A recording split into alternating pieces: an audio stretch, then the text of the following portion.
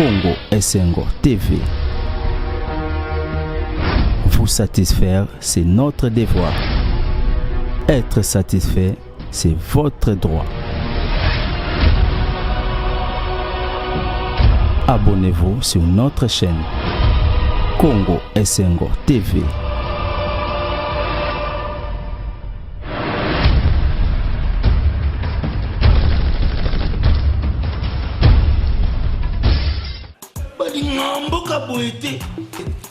Vous êtes trop amoureux du pays.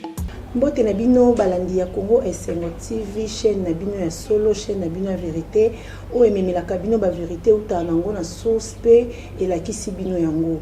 Lelo lokola momesano to yambi lisusu invité ya sika na yende to kosolola na masolo etali bongo ya honorable Mike Mukebai.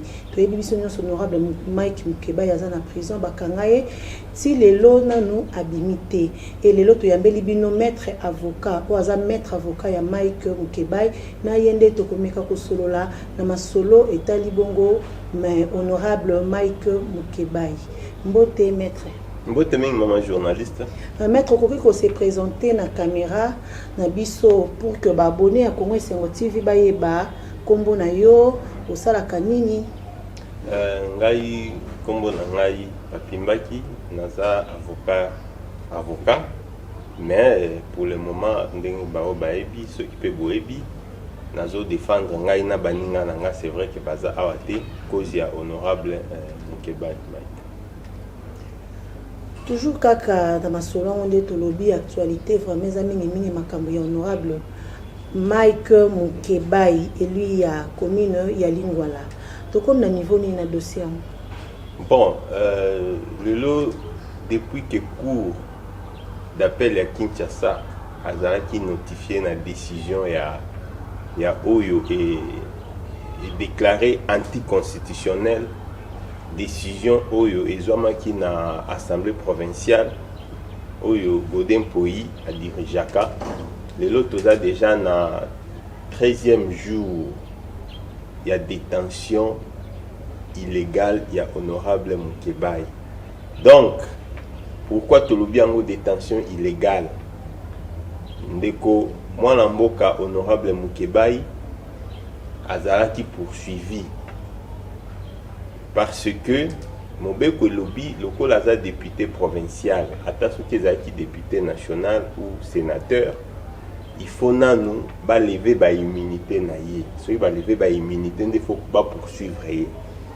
Mais dans le pardon, deko dans le lenge ba immunité wana balongola ki yango ezalaki na lolenge o esengeli et bukaki o babengaka mobeko li konzi, c'est-à-dire constitution.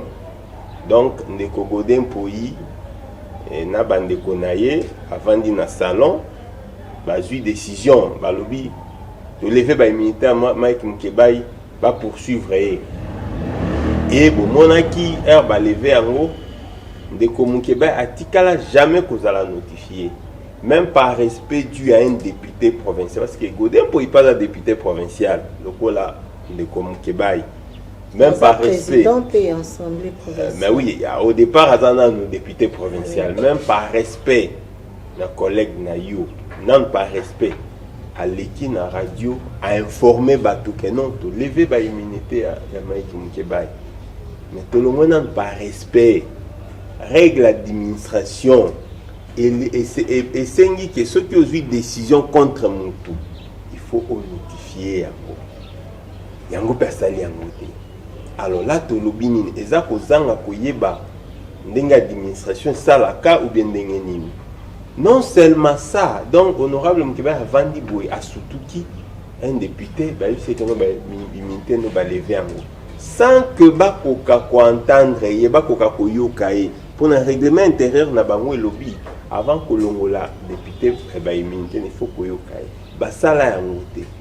Yango honorable Mukebai lokola zalaka légaliste mais l'électeur ne va pas quitter to tomboka te bo tomboka te à saisir cour constitutionnel et cour constitutionnel abuki yango aobi ke mobeko wana décision wana assemblée provinciale ya Kinshasa oyo ndeko Godin Mpoi a dirigeaka abuki yango eza lisusu te lokola eza lisusu te biso na français tolobaka du néant rien ne sort déjà lokola ndaku donc babuki fondation donc honorable Mukebai azongeli ba immunité na ye lokola azongeli ba immunité na ye oki kokanga ete oki ko poursuivre lisusu boite donc maître Papi s'il vous plaît oui siko comme azongeli yango eloni ezoko empêcher si le lot honorable abimate parce que la fois passée tant tozalaki na prison ya Makala oui.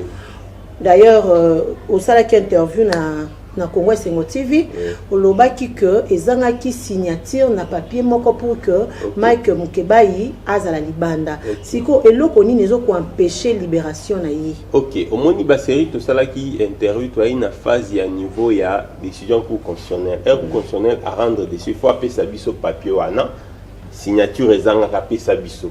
Tozwa papier wana to pesa yango na cour d'appel. Au cours d'appel, pona honorable Mukebai, le député provincial, pona ba sambisa il faut cours d'appel. De le dans la prison qu'on a eza cours d'appel mutu azo gérer ko kangamanayi.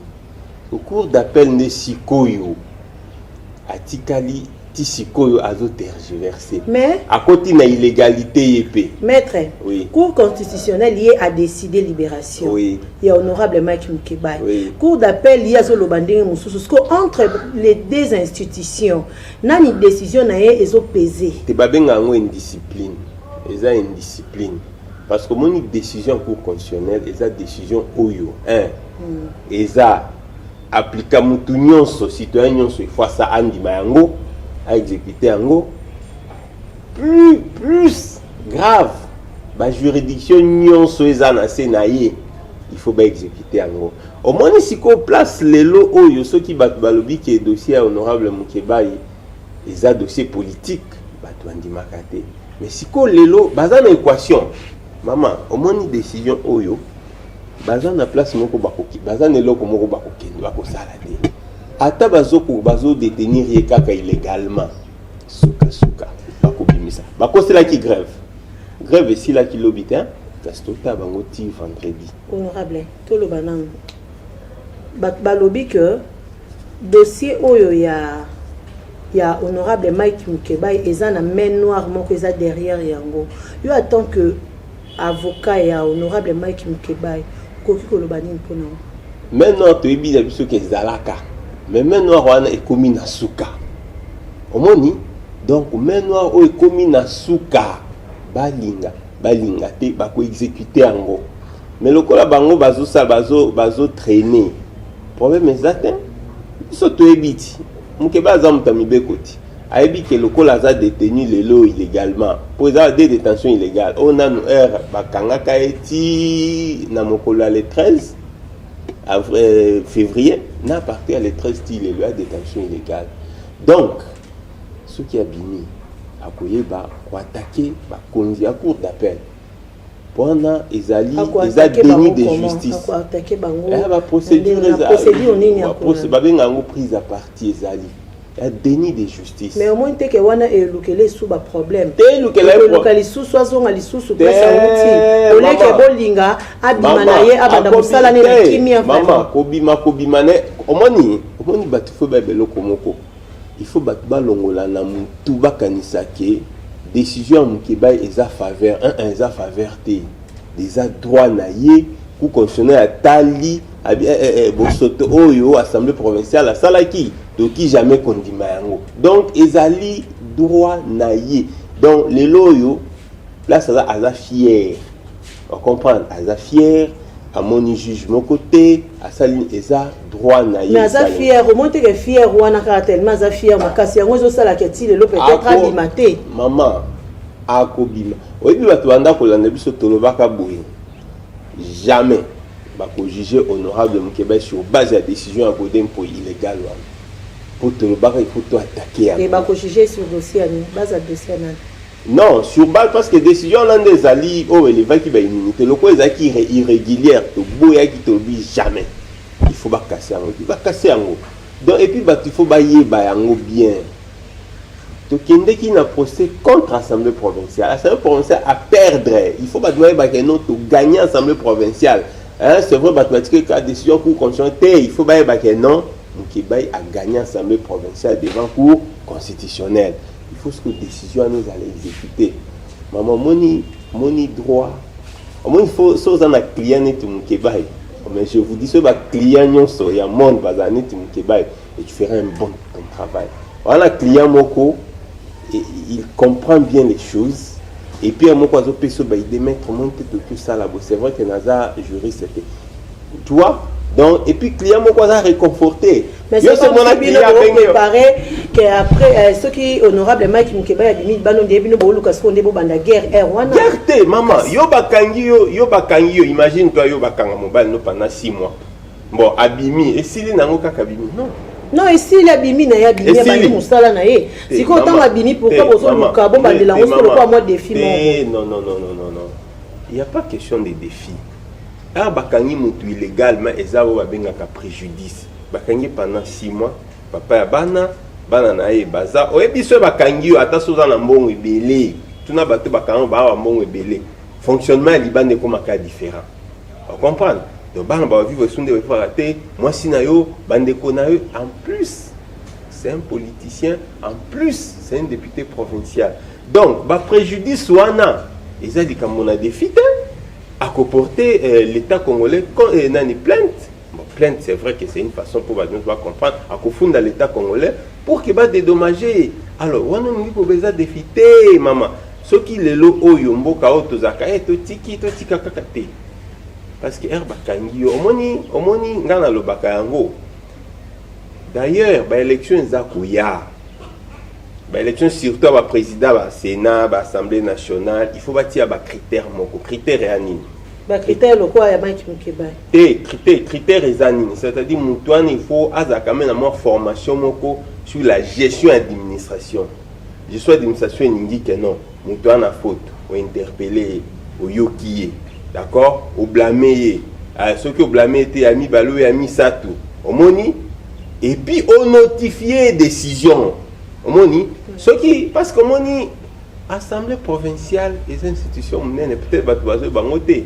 Ceux qui sénaient ça, on a pas l'Assemblée provinciale ça. L'Assemblée provinciale des députés provinciaux des votaka, sénateurs. Alors, qui jamais gérer l'Assemblée provinciale comme nous étions dans l'église. L'église des Alaka. Pasteur à Télémi. C'est Rwanda, Olatimabe, Bima. Bon, c'est Rwanda, décision où il y a aussi la grève de faim depuis le 14 février, le 26 février. Est-ce que cette décision là? Au moni, c'est face à injustice. Au moni, maman, ce que yebi ba droit na yo, ce que non ba droit na ngeza jamais oki kolinga, ba violer comme ça.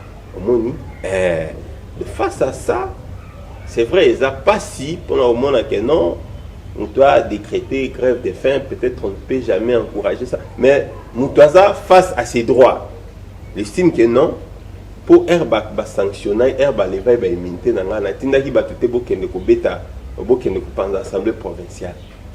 Hein? La tinda qui te que obo tumba ba pene, na ba kité, na ko saisir justice. On a saisir justice. Justice a yo kelinga, mais bon exécuter un besoin tergiversé. Yango il a estimé que non, en tout cas ce stade, parce que bah recours non soit justice à Sandy Melinga. Voilà, je dois faire la grève des faim. Et ça différent là par exemple, n'a pas ce exemple. Bah les va qui va imiter, oh non honorable Mkeba, à sali grève pour aller faire imiter. Pour bah recours exact. À ça là qui recours et recours la PCR raison. Voilà. Parce que honorable Mike Mukeba est le premier prisonnier politique qui a régime Oyo. Puis ça soit vie nayo en tant que avocat et honorable Mike Mukeba. Maman, Omoni, je suis d'avis pourquoi. Moni guerre auto tinango devant la juridiction et à Congo. Mais ça prouve à suffisance que c'est vraiment un prisonnier politique. Les lobbies nous va jouer. Parce que nous avons un président à cour d'appel. Bon, tout n'a pas été un président. Mon bec le lobby que ceux qui n'est le roi te paie ça qui est décision en 8 jours à rendre en depuis les 13 styles et l'eau. Toi quand dans les 8 jours. Ah et puis ça n'a nos bino. Moi je pense, beaucoup n'a payé, beaucoup n'a yé, parce qu'il y a des photos, tout n'a payé, un président de juridiction. Au moins, deux ans, il y a Sony, cour d'appel au Bomona Gombe, Babenga Ango, et ça, cour d'appel métropolitaine. Deux ans, cour d'appel, moi, il y a Fier, il y a Katia-Ville. Donc, il faut refléter l'image de la capitale. Et la cour d'appel à l'image de la capitale. Au moins, il ne faut pas qu'on gère les choses aux autres. Non. Au moins, au gérer, comme qu'on gère, il connaît que non, bon, ceux qui n'ont sali boité, le coup là-bas, copé sangai poste, c'était awa, et l'eau comme souci à ça là, et ça t'es, maman, tous en a eu awa, tout au coup t'en as les sous. Décision oyo, bako exécuté en gros. En tout cas, biso tozali, toza vraiment tobaki dossier au candidat to la cara. Ba la dinamisa Congo Esengo TV que dossier ya honorable Mike Mukebai to bandaki on ebandeli pito okoma na ntina suka bomona ki ba image à prison donc chaque jour to banda ozalawana bomona ki ba image comme rappel nazo rappeler bino que to yambi pona bino lelo hein avocat ya honorable Mike Mukebai yende to yambi lelo maître Papi Mbaki na yende tozo continuer ko beta masolo maître Papi Mbaki ba démarche nini ba lecteur ya honorable Mike Mukebai bazo sala.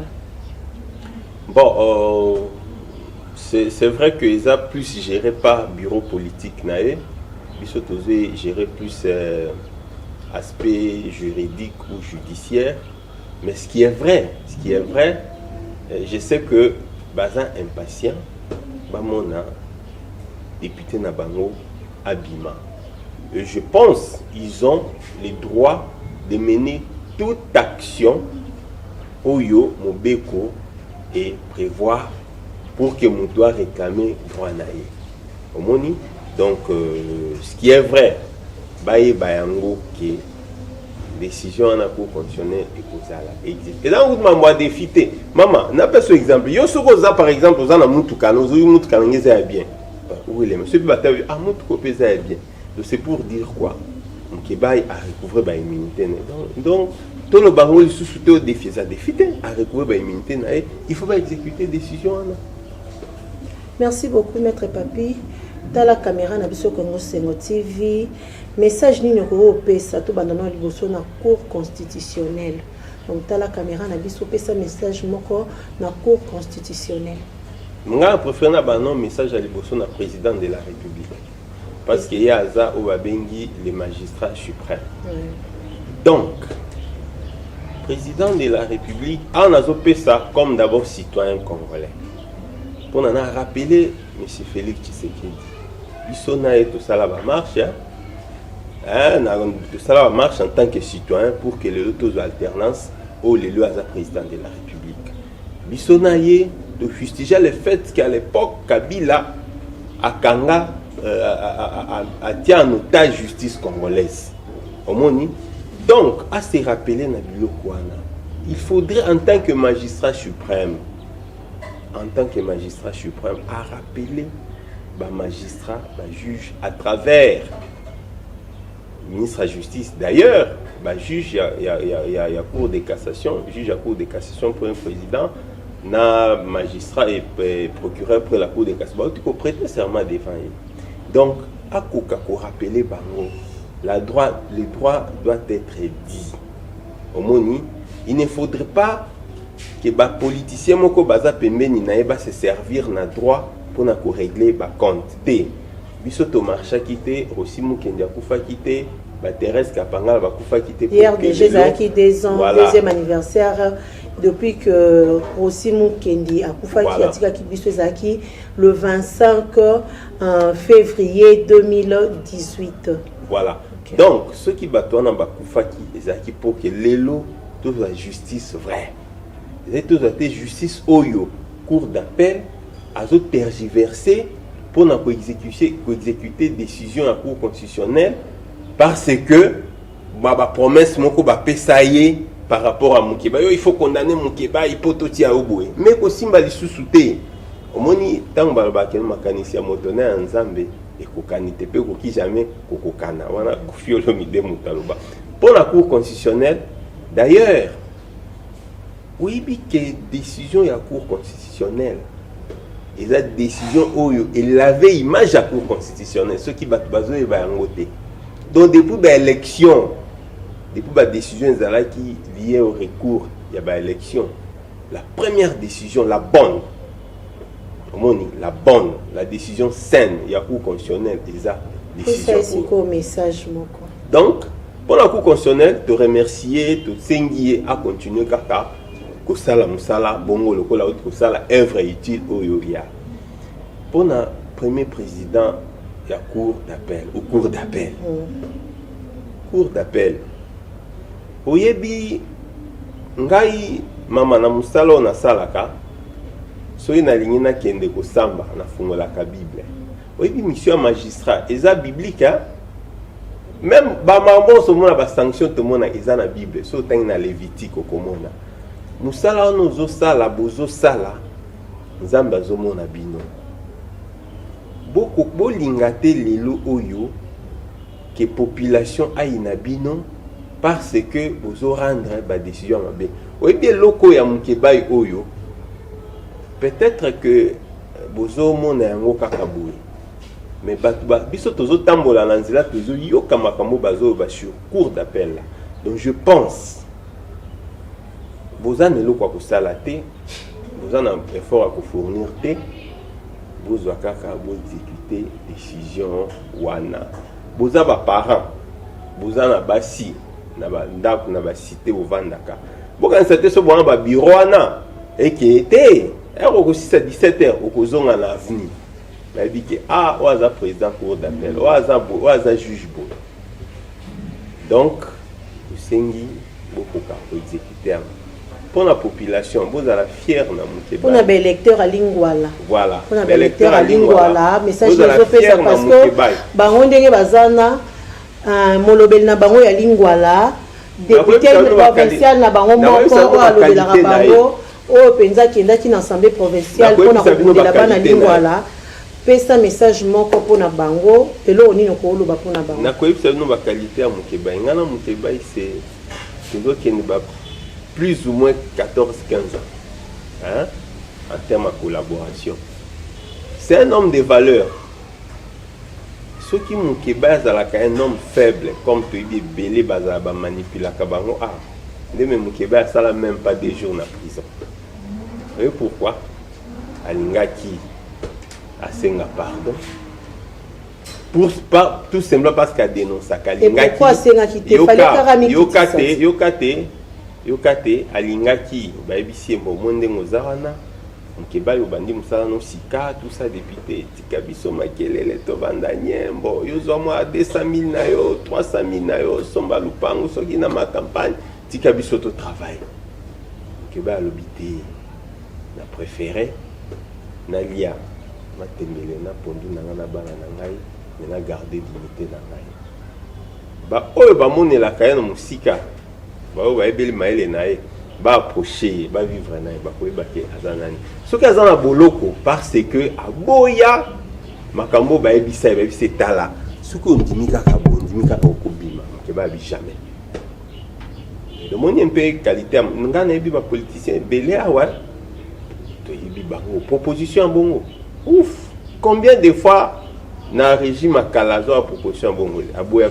au traverser moni ceux qui ont commis ko défendre tel admiraka yo a couper ça yo comme va jamais donc ce sont des valeurs tout ça dans mon mboka oyo il faut te protéger yango omoni donc na mboka oyo batu moko ba esika na pouvoir balingi que non biso nyonso tozaka amen ba qui jamais ko critiquer président de la république ba qui jamais ko critiquer un directeur à cabinet, il y a président de la République, c'est un fonctionnaire de l'État. Donc voilà. Donc il faut d'ailleurs par contre que vous ayez des gens qui viennent, qui vous disent des vérités en face. Que non, dans la gestion de la Binezabi, que bateau, bazo. Imagine-toi. Ça mettre tout ça TV nous avons mais bozo ça la démarche nini bino ba électeur à Lingwala bozo ça démarche ni jusqu'à la mettre ou répondre à la question on a té kasi on a la lobby boy on a lobby pe ça bango message moko voilà oh ce que il y a souka ce que poser pour un électeur à lingwala électeur à lingwala na sengi na bino bo user tout ce qui est les voies des droits pour na réclamer sortie immédiate ou imminente ya honorable Mukeba mais botia ngoka na mutuke député na bino abimi tête haute ou nga mutu likolo pour ceux qui azalaka faible ndemba ça même pas 3 jours ndemba même pas kenda kutu pour bandaka partir à ndemba même pas kenda omoni signé ka ke lokoyo ndima ke kubanda su koloba boité hein comme ça tika biso to lokelo mo alarme moko boé vandi no calme et bela ba ya ba député ba politicien boka ba vanda ba tiama ke ba vanda calme ba c'est tout un contexte à bongo donc tout ça na politique que non honorable Mukeba ko bima eza victoire ya peuple congolais eza victoire ya électeur à ligne voilà message moko message à Souka otala toujours ka caméra na biso Congo Esengo TV soko opesa message moko balobi na assemblée provinciale ya Kinshasa opesa bango message très important vraiment nazotala nanu monsieur Godin Pouy naoka batu balobaki no na 15 diplômes omoni c'est bien beau omoni soza ba diplôme omoni mayele ezalaka constater na makambo oyo zosala oki kozala de bonne foi peut-être que collaborateur oki kozala de bonne foi peut-être des fois ozo agir par les humeurs omoni les affaires de l'État on ne peut jamais agir ça na ba humeur omoni si je dois considérer que décision à nous quand on a ba humeur je pense que à la prochaine jour où la décision mususu ya mboka il faut jamais que ça la bon parce que la difficulté zanini les lo oyo si on Mukeba porter ville province plainte ou république au moni ce ba connaît par une république à 5 millions de dollars eza pona nani eza pona Godin Pouy moni donc république a fouti pour la minute kala mukie ozwaki kaka o signer lo moko boyo bien na signer na tini Mukeba na prison moni. Donc je pense qu'il faut toujours faire appel à la raison avant de prendre une quelconque décision. Mais je me dis aussi, l'acte oyo posaki, et ça acte moko oyo, et ça sonne, il faut un tolo ba la vérité, ça sonne. À partir du moment où le constitutionnel a déclaré un anticonstitutionnel, je pense que dans Mikilia Poto, Godin peut faire démissionner. En tout cas, Mikilia Poto. Oui. Il est président de l'Assemblée provinciale. Mais oui, il a démissionné en tant que président de l'Assemblée provinciale. Mais je n'ai pas de député simple. Député simple parce qu'il y a oui, c'est le quoi Sony ou quoi qu'on consomme le bibo en tout cas tout le monde a un poteau. Ça c'est exactement Godin Pouy. Oh il y a des députés provinciaux qui vivent à Kinshasa. Franchement, bino règlement intérieur na bino bovota qui va violer yango. Constitution oyo voter d'abord par voie de référendum en tant que le peuple va voter va violer en gros. Constitution yo ba élu na bino ba antérinaki c'est-à-dire les sénateurs va violer en gros. Donc les institutions na bino ba okisi en gros soni. Mais bango nyonso ba vandi donc kimia moko. Non. Si on devait avoir des députés courageux provinciaux à Kinshasa, il fallait initier une motion de défiance contre des décisions contre Godin Pouy. Même si motion n'est pas comme on a soukate, mais cet acte-là courageux, en tout cas, vous l'avez image, vous l'avez image puis institution. Non, député provinciaux, va cautionner, vous avez donc, ndengeza on a ces députés provinciaux, va cautionner. Bon, tout à temps, peut-être la rentrée parlementaire na bango d'ici là peut-être que bon appétit si nous disons matière peut-être que ça les langues bande koya Esengo TV webi chaîne ya kitoko za chaîne o le bakate sur Imer ya chaîne qui na source dans le collé na source valable o te ba Rimero mutu moko lo bakité la chaîne moko il faut accorder en crédibilité pour l'information na source donc vous s'abonner belé pour na bolanda ka information ya vrai information théorie ya balabala ok non baloba qui était des informations oyo les personnes attitrées bazoloba Merci maître Papimbaki. Tokomi na suka ya émission na biso ya mokona lelo. Merci na bino nyonso na fidélité pe confiance au bopesa kana biso Congo Esengo TV chaîne na bino o epesa bien information solo o ezwa bien information na source toujours na souci ya ko informer bino ba abonné na biso. Et merci na réalisateur na nga Pichu Monsia wazaki na sima caméra. Merci na Musaki Toko zo continue sala toujours na Congo Esengo TV. Merci na Hercule Banvoato. Depuis London City, babiye lambe ebiye et lambe tosakae. Donc merci na yo, merci na Benefote motema ya Dorcas badi banga depuis Afrique du Sud. Merci na bino, merci na Maman Ange Kayembe la douanière. Maman Ange Kayembe la douanière, merci na yo, merci na Salon Edo na Majester, merci na Dodo Pongo Aigle na Majester, merci lisusu na Hortense Nikita mwasi ya pembe donc ya kotisa jamais ngungi na ndaku. Merci na Jenny Lema Aquarium Mboka, merci na bino nyonso, merci na Gladys Timbasani, merci na Mami Timbasani wa Nungusu, merci na bino nyonso. Non senga kaka na bino bo s'abonner na Congo Esengo TV chaîne moko où est le bar vérité, où est le bar mamba solo, où est ba nouvelle et kenda euta na bana na source payer memeli bino ngala bino to monani Nicolas Zali koya na nouveau numéro ya émission na biso na masolo mususu ya sika. Bye. Vous êtes trop amoureux du pays. Congo Esengo TV. Vous satisfaire, c'est notre devoir. Être satisfait, c'est votre droit. Abonnez-vous sur notre chaîne Congo Esengo TV.